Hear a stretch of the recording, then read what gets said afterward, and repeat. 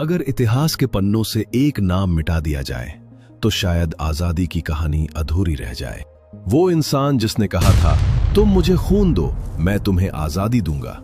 एक ऐसा नेता जो सत्ता नहीं स्वतंत्रता चाहता था, जिसने आरामदायक जिंदगी ठुकराकर आग के रास्ते को चुना।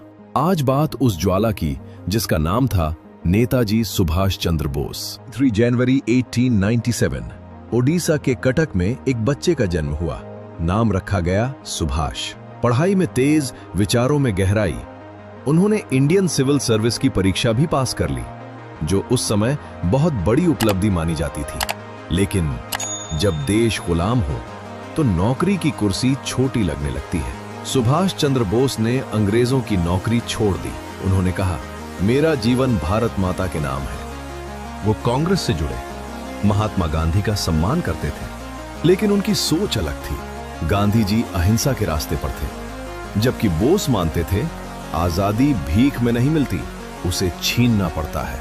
1938 में वो कांग्रेस के अध्यक्ष बने, लेकिन विचारों के मतभेद के कारण उन्हें पद छोड़ना पड़ा और यहीं से शुरू हुआ उनका सबसे साहसी अध्याय। 1941 सुभाष चंद्र बोस घर में नजरबंद थे, लेकिन वो रुके नहीं। भेष बदलकर रात के अंधेरे में वो भारत से निकल गए, जर्मनी पहुंचे, फिर जापान गए। वहां उन्होंने आजाद हिंद फौज का गठन किया। उनका नारा गूंज उठा, जय हिंद। और फिर वो ऐतिहासिक आवाज, तुम मुझे खून दो, मैं तुम्हें आजादी दूंगा। हजारों युवाओं ने उनका साथ दिया। आजाद हिंद फौज ने अंग्रेजों के खिलाफ सीधे युद्ध का बिगुल बजाया। अंडमान निकोबार द्वीप को आजाद घोषित किया गया। भले ही सेना अंत तक युद्ध नहीं जीत सकी, लेकिन उनकी बहादुरी ने अंग्रेजों की नींव हिला दी। भारत में विद्रोह की लहर उठ गई। 1945 विमान दुर्घटना की खबर आई। कहा गया कि नेताजी अब नहीं रहे, लेकिन आज भी उनका अंत एक रहस्य बना हुआ है। कुछ कहते हैं वो जिंदा थे, कुछ कहते हैं वो लौटने वाले थे, पर सच चाहे जो भी हो, उनकी विचारधारा अमर है।